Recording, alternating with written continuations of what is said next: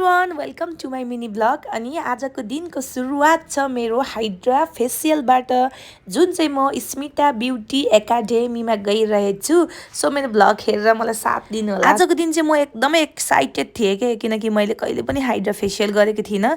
So म चाहिँ Smita एकाडेमीमा hydra facial गर्न गएँ। म चाहिँ स्टुडियोतिर लागेँ र भित्र पस्न साथ हाम्रो स्मिता म्याम पनि स्टुडियोमै हुनुहुन्थ्यो। र यदि हजुरहरू पनि हाइड्रा फेसियल गर्न चाहनुहुन्छ भने हाम्रो स्मिता म्यामसँग उहाँको स्टुडियो आएर हजुरहरू गर्न सक्नुहुन्छ। स्मिता ब्युटी स्टुडियो नचिन्ने सायदै हाम्रो बुधबारेमा कमै छ, किनकि हाम्रो स्मिता म्याम एकदमै लङ एक्सपिरियन्स लिनुभएको एकदमै राम्रो ब्युटिसियन हुनुहुन्छ। हाइड्रा फेसियलको फाइदा चाहिँ धेरै छन् के। अब मेरो स्किनमा एकदमै पिम्पलहरू थियो, यो पिम्पलहरूको खिलहरू निकाल्न, चाया, पोतो, डन्डीफोर र हाम्रो स्किनमा रहेको डेड सेलहरूलाई निकाल्न एकदमै मद्दत गर्छ। 18 वर्ष उमेरदेखि माथि हामी सबैजनाले हाइड्रा फेसियल गर्न सकिन्छ र स्किनलाई चम्काउने, गोरो बनाउने र हाम्रो स्किनमा रहेको फोहोर मैला सबै निकाल्ने काम चाहिँ हाम्रो हाइड्रा फेसियलले गर्छ।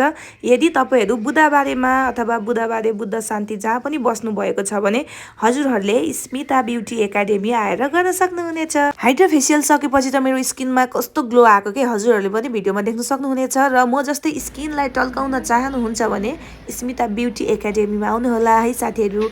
By bye, take care.